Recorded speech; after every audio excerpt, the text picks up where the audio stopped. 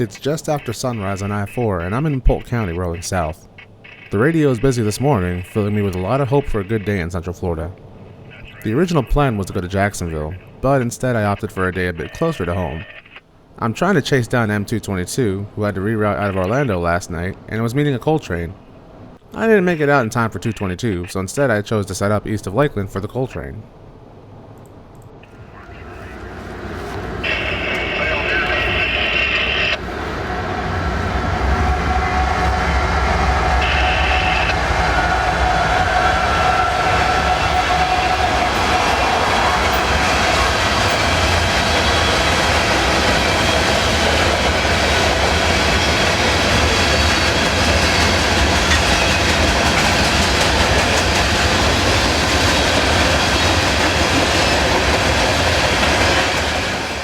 The train that had met M222 at Lakeland was another Orlando train, CO40. This train began its trip from Oaktown, Indiana 5 days ago and will be unloaded later today at Orlando's OUC Stanton Energy Center near Wedgefield. This train will divert off the A line at South Stanton, where it'll make the 18-mile trip along the Stanton Spur in East Orlando.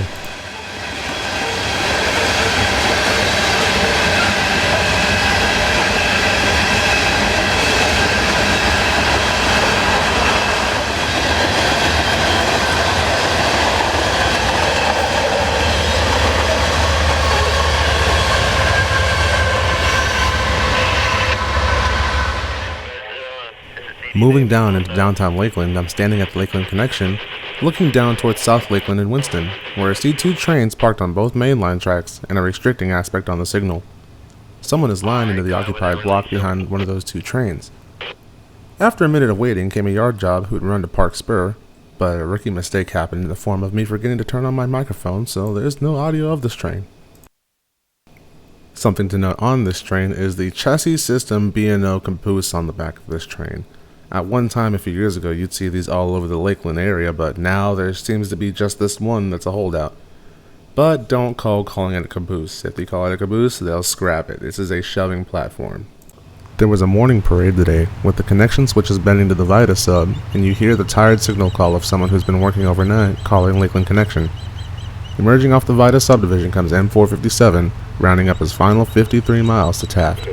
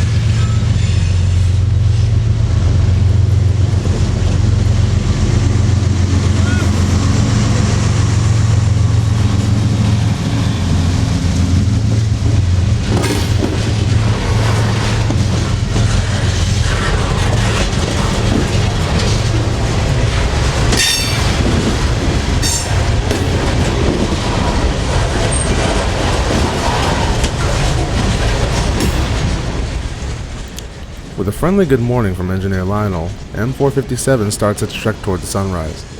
457 is a daily manifest out of Waycross.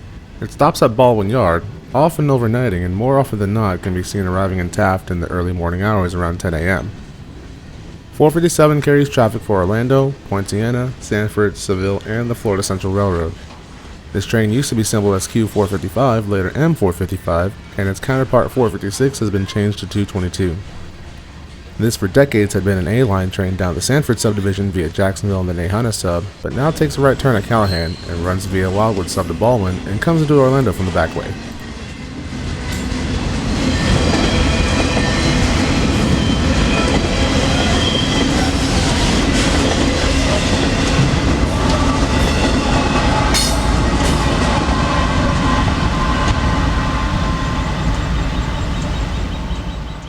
Now that 457 is clear, we move down to Winston to see the elephant dance that CSX is going to put on for us.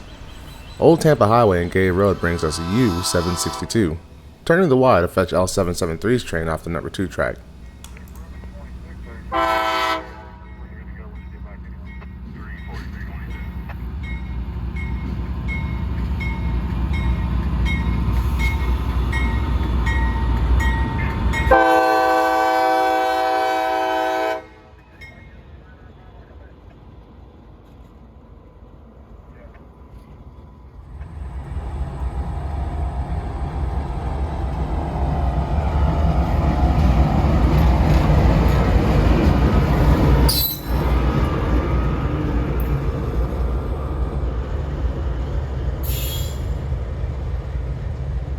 After running the south leg of the Y and going up track 2, they get permission by the red signal to get on top of 773's consist. Once they've hooked up and ready to go, a medium clear displays on the south Winston West signal to cross the train over to track 1. There's auto racks on track 2, so they have to diverge to be able to shove back into Winston Yard. While waiting here with Josh Evans, I met up with Christian Martinez, who was out with his dad for the day as well. CSX, yeah, dispatcher.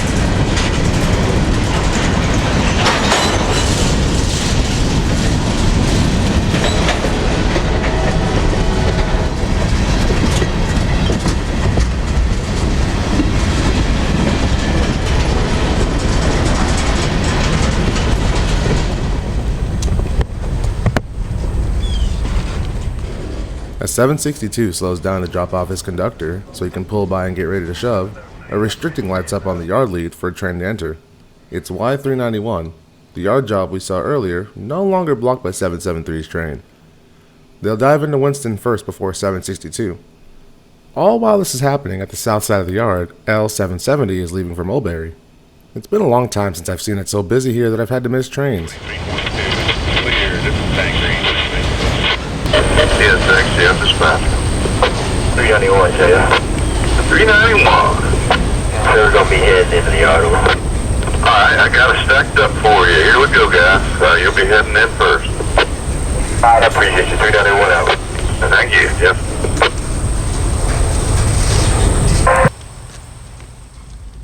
Moving a few hundred feet down Gay Road, we set up to watch Y391 pull in. I really like the horn on this GP38-3.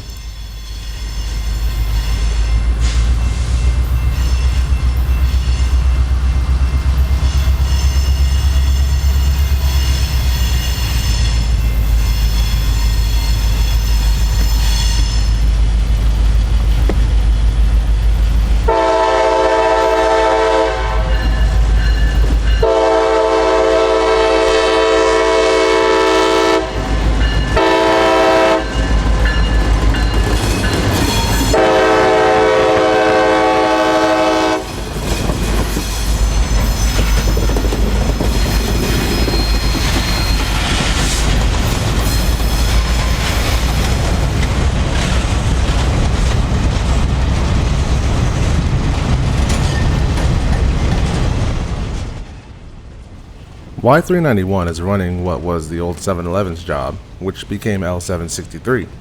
This train came off the Park Spur with a ton of boxcars from Saddle Creek Logistics. Pretty cool little train to watch, and when you see them going up toward Park Spur, they shove all that way up there.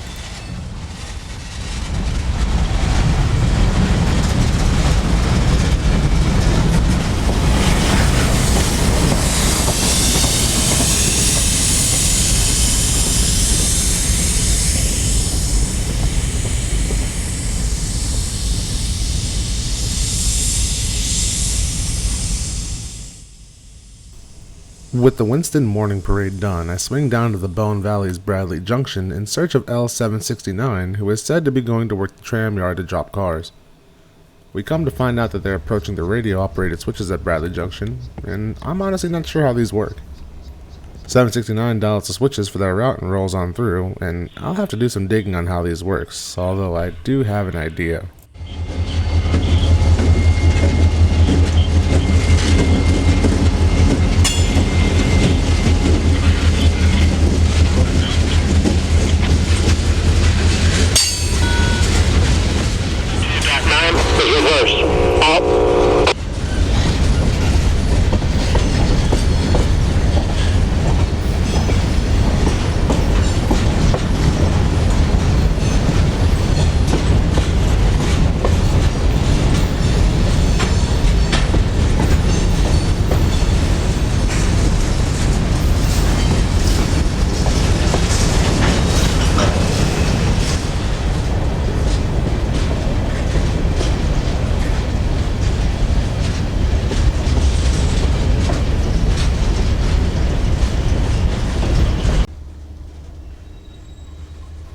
Now after L769, we heard that CSX 1973, the Chessie System Heritage Unit, had gone to Bradenton on L700. So after some lunch at Smokin' Joe's Barbecue, best barbecue in the BB, we move over to Tampa to wait for L700. They're usually back by around 1300 most days, but on this day I guess there was extra things to do down there. While we were waiting, I hear on the radio the M452 departing Winston with 1976 in the lead. Now, 1976 is the CSX Conrail Heritage Unit, so we bailed. I-75 in Tampa was a nightmare and we'd never make it to Lakeland, so I decided to push north up 75 and head him off. Well, this train was wasting no time, and it isn't until Bushnell that I'm able to get ahead and set up.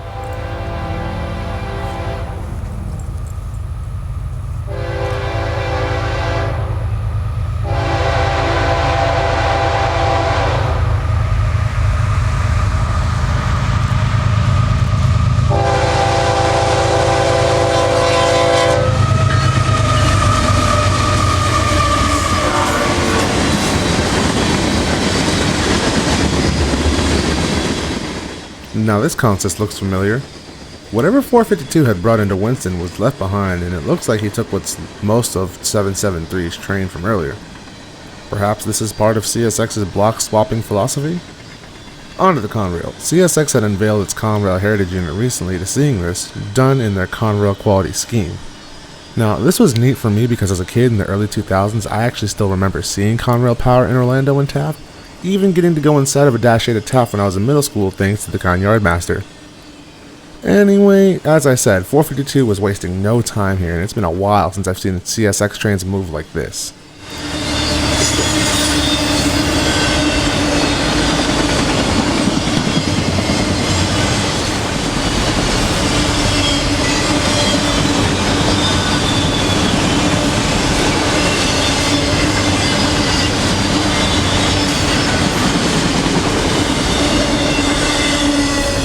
Now that we spent most of the time doing that, it's back to Lakeland, where you hear Amtrak 92 getting his EC1 for Tampa.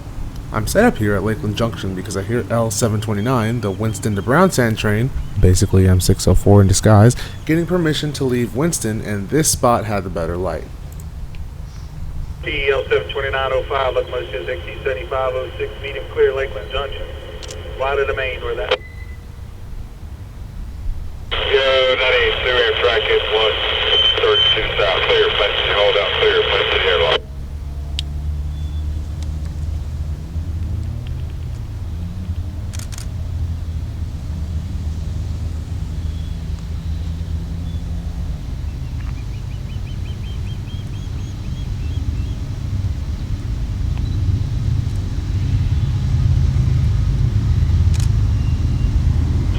Rail crew to the L72905 train, over.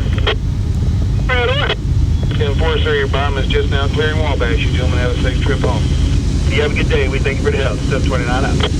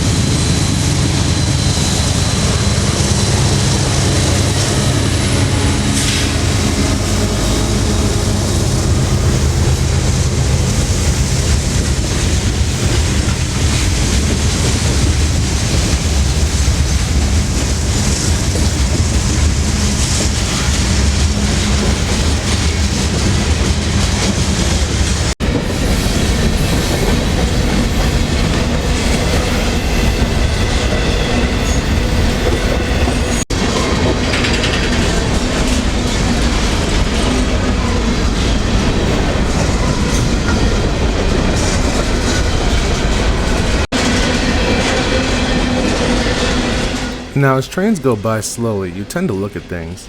Most of the time, it's business as usual, but sometimes you'll notice something off, like the smoking axle on the CSX Rockhopper. Maybe a sticking brake shoe or something. Well, the defect detector at Kathleen a few miles to the north didn't pick up anything, nor did the Melrose DD at Vitus, so it's probably okay. Maybe it melted off or something.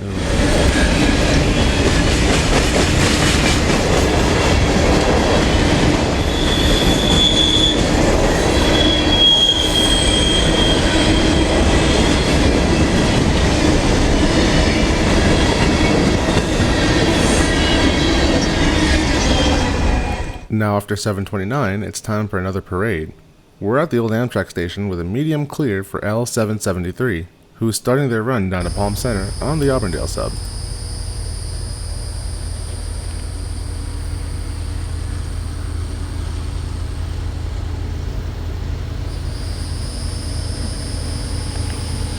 Yeah, dispatch that line.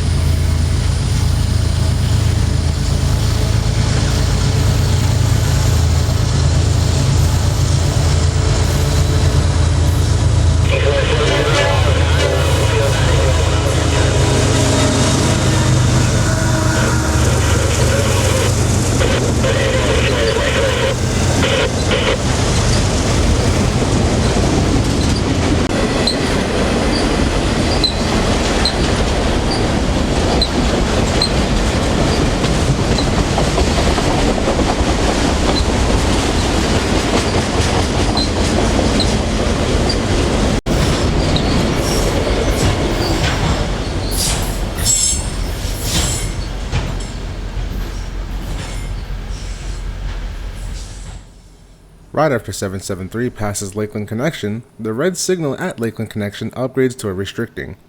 CSX is going to run M453 right behind 773 down to South Florida. As 773 gets further away, you get some different signal aspects, like this red, yellow, yellow, medium advance approach.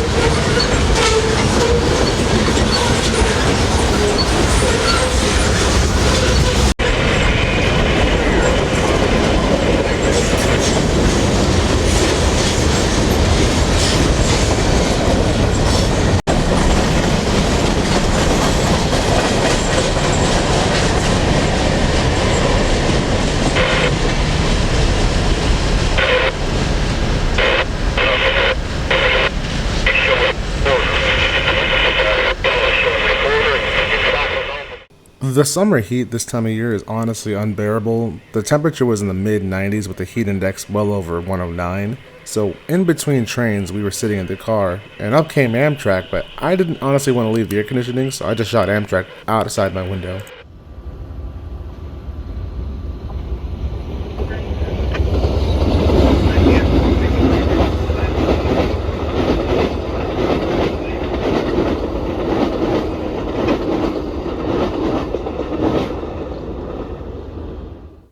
After Amtrak had passed, it was a push over to Plant City for this Saturday's rendition of CSX I-044 out of Tampa.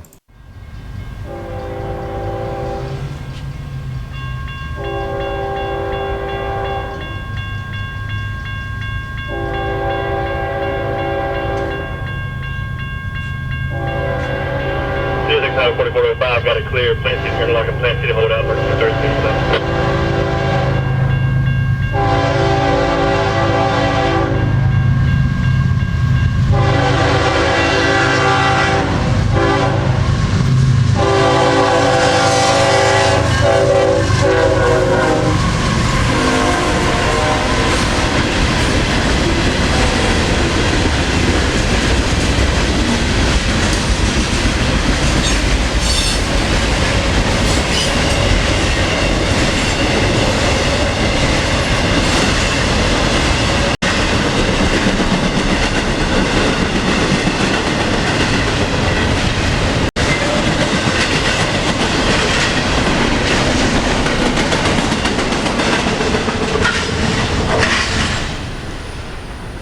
Now, for everybody wondering what happened to that chassis system heritage unit, well, we didn't get L700. So the power was supposed to go in aisle 44, at least that's what everyone says happened, so that's why we went for aisle 44 in Plant City, but as you could see, there was no heritage unit. Apparently, someone had gotten a hold of the chassis and spun it on an EBY for use on L778, so we figured we'd stick around for L778 because that's usually a nightly train through Plant City. Well, tonight was the one time they decided not to go through Plant City and instead go work Rockport. So we didn't know 778 wasn't coming this way today, so we just sat in Plant City sitting around waiting until we heard L743 call the limited clear at Vitus Junction. So, in the last attempt to get any kind of light for a train, we ran up to Central to get L743.